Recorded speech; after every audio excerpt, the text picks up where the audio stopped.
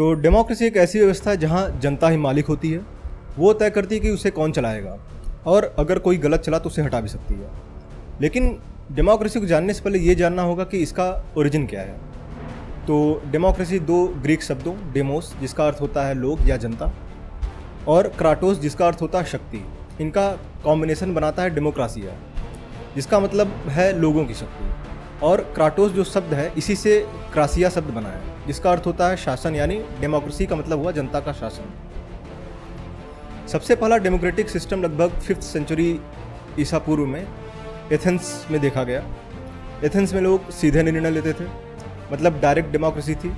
वहाँ के नागरिक खुद लॉज पे वोट करते थे, ना कि किसी रिप्रेजेंटेटिव के ज़रिए।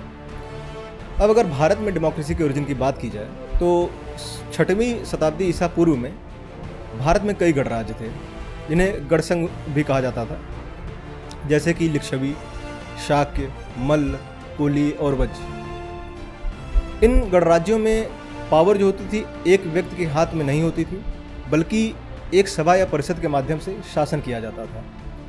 ये सिस्टम उस समय के लिए काफ़ी डेवलप्ड और डेमोक्रेटिक मानी जाती थी। कौटिल्य के अर्थशास्त्र में भी गणराज्यों का वर्णन मिलता है, जहाँ उन्होंने गणराज्यों के साथ व्यवहार करने की नीतियाँ बताई हैं।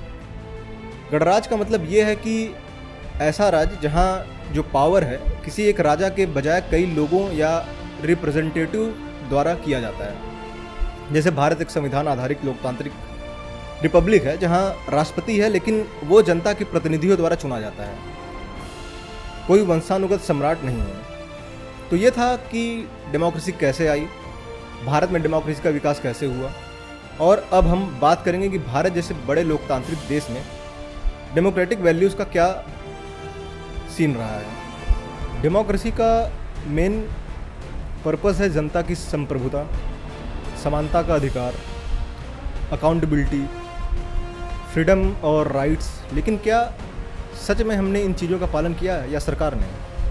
अगर मैं कुछ रीसेंट केसेस की बात करूं, जैसे इंडियाज़ गॉट लेटेंट, मैं मानता हूं कि जिस कारण इस शो को बंद करवाया गया, रणवीर इलाहाबादिया द्वारा कहा गया एक वल्गर जो कि जायज़ था कि इसका विरोध होना चाहिए और जो कि हुआ, बट पूरे शो को बंद करवाना और उन शोज़ में और लोगों के खिलाफ FIR करवाना, उनके ऊपर कई तरह के केसेस, और उनको इस तरह ट्रीट करना जैसे उनके ऊपर देशद्रोह का आरोप लग गया हो। अगर ऐसी ट्रीटमेंट रेपिस्ट, मर्डरर्स और जो लोग बड़े अपराधी हैं उनके साथ किया जाए तो शायद देश भी विकसित होने की राह पर चल दे और देश की संस्कृति भी बच जाएगी, क्योंकि ज़्यादातर रेडिकल्स को ऐसे सोच से दिक्कत होती है और यही लोग ज़्यादातर ऐसे सोच को बंद करवाने में आगे रहते हैं। और ये लोग ऐसे लोग हैं जो संस्कृति करते हैं और खुद साले वेस्टर्न कपड़े पहनेंगे और अपने बच्चों को बाहर भेजेंगे पढ़ने के लिए, और दूसरों को सलाह देंगे और कहेंगे कि बाहर न जाकर इंडिया में ही रहकर पढ़ाई करें, जबकि इनको छोटे छोटे मुद्दों को बड़ा बना दिया जाता है उनको इग्नोर करने के बजाय। अगर ये एजुकेशन, सिक्योरिटी, स्वास्थ्य, बेरोजगारी, इन सब बड़े मुद्दों पर ध्यान दें और इन पर काम करें तो देश का विकास होगा ही होगा, और देश की जनता भी उस विकास में अपना योगदान देगी, क्योंकि इंडिया में अगर कोई अपनी आवाज़ रखे तो उसको दबा दिया जाता है। यह है डेमोक्रेसी। कोई अगर कॉमेडी कर रहा है तो उसको इंडिया के कल्चर के खिलाफ और अभद्रता का नाम देकर बंद करवा दिया जाता है। अलग अलग राज्यों में अगर आप उनकी भाषा नहीं बोलोगे तो आपको इतना मारा जाएगा कि आप अपनी खुद की लैंग्वेज भूल जाएंगे। अगर मैं अपने शहर की बात करूं, प्रयागराज की, तो यहाँ पर भाषा की कोई दिक्कत नहीं है। पूरे उत्तर प्रदेश की अगर बात करूं तो ऐसा आपको कुछ नहीं मिलेगा कि दूसरी भाषा के लोगों को मारा पीटा गया। और यहाँ तक कि अभी रिसेंटली जो महाकुंभ हुआ, वहाँ पे जो जगह जगह बोर्ड्स लगे हुए थे डायरेक्शन के और नामों के, वो इंडिया के हर एक लैंग्वेजेस में थे, ताकि अगर कोई साउथ से आ रहा हो तो उसे दिक्कत ना हो, कोई अगर जैसे महाराष्ट्र या गुजरात से आ रहा हो तो उसे कोई दिक्कत ना हो। तो यहाँ पे ऐसी कोई दिक्कत नहीं है।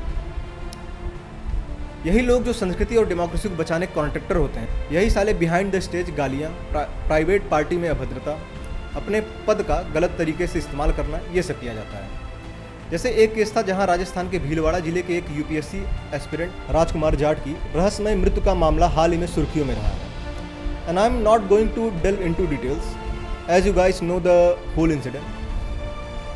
तो ये हाल है देश के कुछ ऐसे लोगों की जो बड़े पद में हैं, जो एक डेमोक्रेटिक पद पर हैं और खुद ही डेमोक्रेटिक वैल्यूज़ को फॉलो नहीं कर रहे हैं। Rather they are obsessed how to down someone who is doing nothing except making people laugh, who is doing preparations or speaking Hindi or any other languages in those areas, जैसे कि अगर आप तमिलनाडु में हैं, अगर आप वहाँ हिंदी बोल दिए तो आपको दिक्कत हो जाएगी। और ये इतना तेज़ी से बढ़ रहा है कि अब ये दूसरे नॉन हिंदी स्टेट्स भी फॉलो कर रहे हैं। जैसे महाराष्ट्र में आपने कई केसेस देखे होंगे जहाँ पर नॉन मराठी लोगों को मारा जा रहा है, और भी बहुत सारे केसेस हैं अपने देश के जहाँ बड़े पदों पर लोग हैं जिनको डेमोक्रेटिकली इलेक्ट किया गया है, बट वही खुद इसका पालन नहीं कर रहे हैं। तो जनता क्या ही करेगी? बस आप कोई गलती करो तो बस केस या जेल। इंडिया में ऐसे केसेस आपको सुनने देखने को मिलते रहेंगे और हम लोग भी झेल ही रहे हैं। लोग डरते हैं कि अगर आवाज़ उठाई तो maybe we are done. अब चलते हैं अमेरिका की तरफ, the land of opportunity, world's oldest modern democracy. 4 जुलाई 1776 को देश आज़ाद हुआ और इनका जो कॉन्स्टिट्यूशन है 1787 में लिखा गया। इसे संवैधानिक सम्मेलन के दौरान तैयार किया गया था, जो 25 मई से 17 सितंबर 1787 तक अमेरिका के एक स्टेट फिलाडेल्फिया में हुआ। और अंतिम जो दस्तावेज था उस पर 17 सितंबर 1787 को साइन किया गया।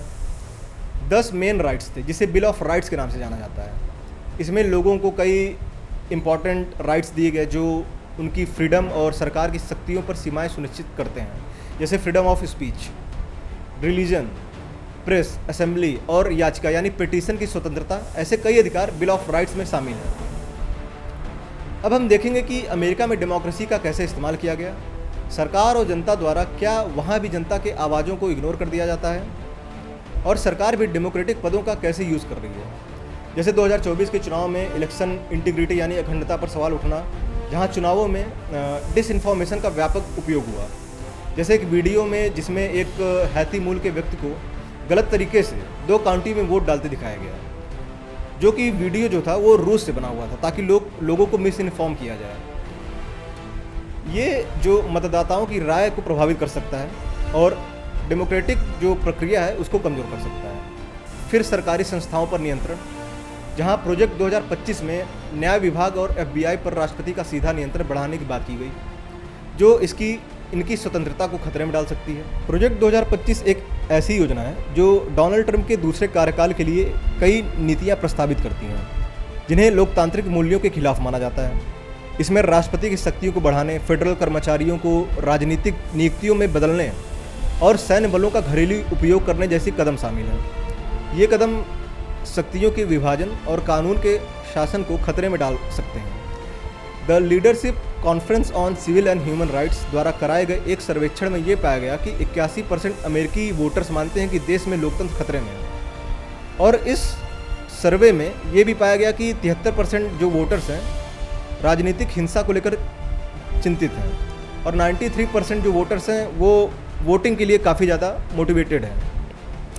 मैंने इन दोनों देशों का एग्जाम्पल इसलिए दिया क्योंकि ये दोनों देश वर्ल्ड के 2 सबसे बड़े डेमोक्रेटिक कंट्रीज़ हैं, और इन दोनों देशों में डेमोक्रेसी का क्या हाल रहा है। तो सवाल ये नहीं कि डेमोक्रेसी अच्छी है या बुरी, सवाल ये है कि क्या सरकार और जनता इसे निभा पा रही है। डेमोक्रेसी सिर्फ एक सिस्टम नहीं है, ये एक समझौता है जनता और सत्ता के बीच, और जब भी ये संतुलन बिगड़ता है तब न कोई देश बचता है और न ही उस देश का संविधान। प्लेटो का एक बहुत ही फेमस कोट जो कि उनके बुक द रिपब्लिक में लिखा है कि तानाशाही स्वाभाविक रूप से लोकतंत्र से उत्पन्न होती है और अत्याचार और गुलामी का सबसे उग्र रूप अत्यंत चरम स्वतंत्रता से उत्पन्न होता है। और अब बात करते हैं कम्युनिज्म की। सबसे पहले आप सरल शब्दों में कम्युनिज्म का अर्थ जान लीजिए। ये एक ऐसी विचारधारा है, एक ऐसी आइडियोलॉजी है जहाँ माना जाता है कि सारी जो प्रॉपर्टी है वो समाज की होनी चाहिए, न कि किसी एक इंसान की। मतलब न कोई अमीर होगा, न कोई गरीब, न कोई मालिक, न कोई नौकर। हर इंसान बराबरी से जिएगा और जितना काम करेगा उतना ही मिलेगा। इसके अगर ओरिजिन की बात की जाए तो इसकी जड़ें कहाँ से निकली। कम्युनिज्म की जो सोच है वो 19वीं सदी के मिडिल में आई, जब इंडस्ट्रियल रिवॉल्यूशन हुआ इंग्लैंड में। उसके बाद मजदूरों का जो शोषण है उनके ऊपर, मतलब एक तरह से कह सकते हो आप, अत्याचार बढ़ गया। तब 2 जर्मन विचारक सामने आए, कार्ल मार्क्स और फ्रेडरिक एंजल्स। इन्होंने 1848 में एक किताब लिखी जिसका नाम था द कम्युनिस्ट मैनिफेस्टो। ये आप समझ लीजिए कि ये जो कम्युनिज्म जो विचारधारा है, कम्युनिस्टों के लिए ये बुक एक तरह से आप कह सकते हैं गीता है, कुरान है, हर चीज़ है, बाइबल है। इस किताब ने आग लगा दी। कहा गया कि पूंजीवाद जो व्यवस्था यानी कि जो कैपिटलिज्म है, गरीब को और गरीब और अमीर को और अमीर बना रही है, और इससे निकलने का रास्ता है संपत्ति को सामूहिक बना दो और सरकार भी मजदूरों के हाथों में दे दो। कार्ल मार्क्स के 1875 के लेख critique of the Gotha programme में उन्होंने एक बात लिखी, from each according to his ability to each according to his need. हर कोई अपनी क्षमता के अनुसार काम करेगा और अपनी ज़रूरत अनुसार पाएगा। यानी अगर कोई इंजीनियर है तो वो अपने ज्ञान से मदद करेगा, अगर कोई किसान है तो खेती से योगदान देगा, लेकिन दोनों को समाज में बराबरी का हक मिलेगा। अच्छा, अगर कम्युनिज्म के मेन हम मूल की बात करें तो इसके मेन अगर कुछ जैसे कह सकते हो आप, इसके पॉइंट्स क्या हैं मेन, जैसे संसाधन जो होंगे, जो रिसोर्सेज होंगे, उसके मालिक जो है आम जनता होगी, कोई प्राइवेट प्रॉपर्टी नहीं होगी, कोई क्लास नहीं होगा, न ऊंचा न नीचा। राज्य जो है आई मीन जो कंट्री है, जो सरकार है, वो सबके लिए बराबर काम करेगा। अब ये जो आइडिया है कम्युनिज्म का, वो कहाँ कहाँ फैल गया। 1917 में रूस में पहली बार कम्युनिस्ट सरकार बनी व्लादिमीर लेनिन के नेतृत्व में। इसे कहा गया बोल्शेविक रिवॉल्यूशन। इस रिवॉल्यूशन का प्रमुख परिणाम मुख्य रूप से जार के निरंकुश शासन, जार जो वहाँ का राजा था, इसके बारे में मैं आपको डिटेल में बताऊंगा अगले वीडियो में, और असफल युद्ध नीतियों के कारण जनता में असंतोष था। खाद्य और वस्त्रों की कमी, महंगाई और बेरोजगारी ने स्थिति को और बिगाड़ा। किसानों और श्रमिकों की दयनीय स्थिति ने क्रांति की आवश्यकता को महसूस कराया। फिर इन सभी घटनाओं को देखते हुए बोल्शेविक रिवॉल्यूशन का नेतृत्व जो है व्लादिमीर लेनिन ने किया, और लेनिन और उसके समर्थक ने ऑल पावर्स टू सोवियत, यानी सभी सत्ता सोवियतों को का नारा दिया। अच्छा, इस रिवॉल्यूशन की प्रमुख घटनाओं में अक्टूबर की क्रांति प्रमुख है। बोल्शेविक क्रांति, व्लादिमीर लेनिन, इन सभी टॉपिक्स में मैं एक अलग से वीडियो बनाकर एक्सप्लेन करूंगा। बस इतना आप समझ लीजिए कि अक्टूबर की क्रांति में लेनिन के नेतृत्व में बोल्शेविकों ने अस्थायी सरकार के खिलाफ विद्रोह किया और सत्ता पर कब्जा किया। फिर सिविल वॉर हुआ 1918 से 1921 के बीच, जिसमें बोल्शेविक रेड आर्मी और उनके जो विरोधी थे वो व्हाइट आर्मी थे। इन दोनों के बीच संघर्ष हुआ। रेड आर्मी बोल्शेविक पार्टी द्वारा स्थापित की गई थी। इसे व्लादिमीर लेनिन और लियो ट्रॉट्स्की का समर्थन प्राप्त था, और व्हाइट आर्मी उन लोगों का गठबंधन था जो बोल्शेविक सरकार के खिलाफ थे।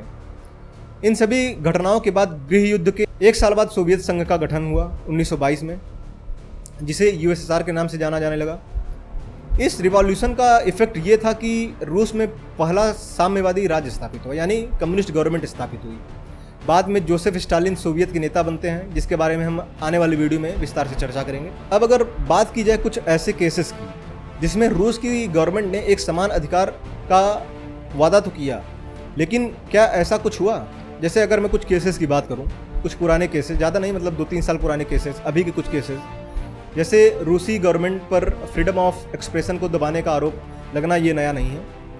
खास तौर पर यूक्रेन में अपने कार्यों की आलोचना के मामले में, जैसे इलिया यासिन को दिसंबर 2022 में सेना के बारे में गलत जानकारी फैलाने के लिए 8.5 साल की जेल सुनाई गई। फिर एक दूसरे केस में जहां डारिया कोजिरेवा, एक 19 वर्षीय कार्यकर्ता को यूक्रेन युद्ध की आलोचना करने के लिए लगभग 3 साल की जेल की सजा सुनाई गई। उनका अपराध केवल एक यूक्रेनियन कविता को सार्वजनिक स्थान पर चिपकाना था जो युद्ध के खिलाफ था। और एक ऐसा केस जहां एनाटोली बेरेजिको की जून 2023 में रोस्टोव ऑन डॉन हिरासत केंद्र में यातना के आरोपों के बाद मृत्यु होना, जहां पर उसने यूक्रेन के खिलाफ रूस द्वारा किए गए हमले का विरोध किया। तो ये था रशियन गवर्नमेंट, उन्होंने कैसे ट्रीट किया अपने सिटीजन्स को जो उनके अगेंस्ट गए। अब बात करेंगे चीन की। वहाँ पर कम्युनिज्म का कैसे विस्तार हुआ और सरकार ने कम्युनिज्म को as a form of governance चुनने के बाद सरकार ने नागरिकों के साथ कैसा व्यवहार किया। तो बात है 1919 की, जहाँ मे 4th मूवमेंट के दौरान चीन में राष्ट्रवाद, साम्राज्यवाद विरोध और सामाजिक सुधार की लहर उठी। मे 4th मूवमेंट चीन में 4 मई 1919 को शुरू हुआ। एक महत्वपूर्ण सामाजिक, सांस्कृतिक और राजनीतिक आंदोलन था। प्रथम विश्व युद्ध के बाद जो वर्साय की संधि में चीन की अपेक्षा के विपरीत जर्मनी से छीन लिए गए शेडोंग प्रांत को जापान को सौंप दिया गया। इससे चीनी जनता में आक्रोश फैल गया।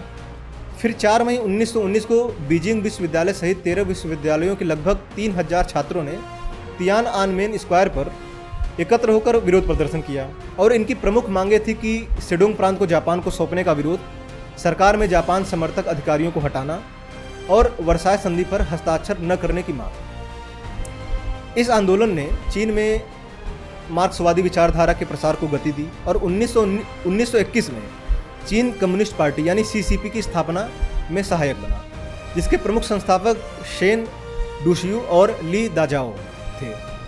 चीन में 1927 को गृह युद्ध की शुरुआत हुई, जो कि 1949 में जाकर खत्म होती है, और इसकी शुरुआत जो है 1927 में, जब कुओमितांग यानी केएमटी, जो कि उस समय की चाइनीज़ पार्टी थी जिसने 1927 से 1949 तक शासन किया, तो इनके और सीसीपी के बीच सहयोग टूट गया और केएमटी ने सीसीपी के सदस्यों पर दमनकारी कार्रवाई की, जिसने सीसीपी को रूरल एरियाज जो थे चाइना के, वहाँ पे जाना पड़ा। फिर इसके बाद वर्ल्ड वॉर 2 और सीसीपी द्वारा किया गया लॉन्ग मार्च, जिसके बारे में मैं आपको कभी डिटेल में बताऊंगा।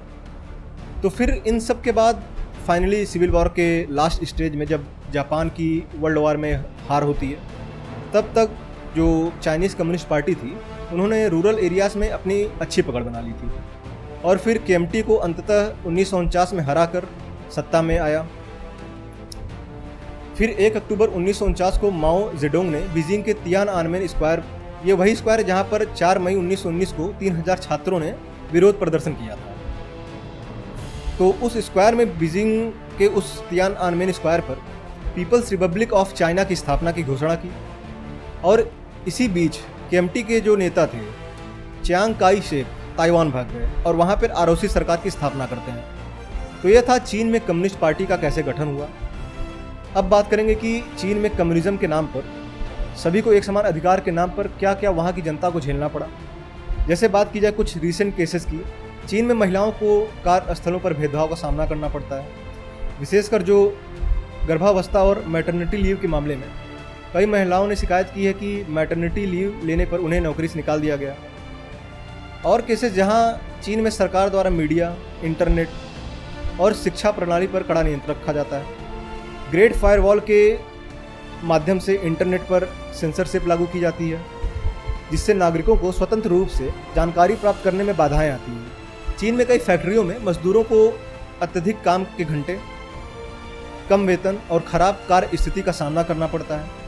कुछ मामलों में श्रमिकों ने आत्महत्या तक भी कर ली है। महिला श्रमिकों को यौन उत्पीड़न और भेदभाव का भी सामना करना पड़ता है। तो इन केसेस को देखकर लगता है कि क्या आम जनता संसाधनों की मालिक बनी, किसी भी वर्ग को बराबरी का मौका मिला? क्योंकि कम्युनिज्म तो यही था ना कि सभी को बराबरी का मौका मिलेगा, न कोई ऊंचा होगा न कोई नीचा होगा, इक्वालिटी फॉर ऑल।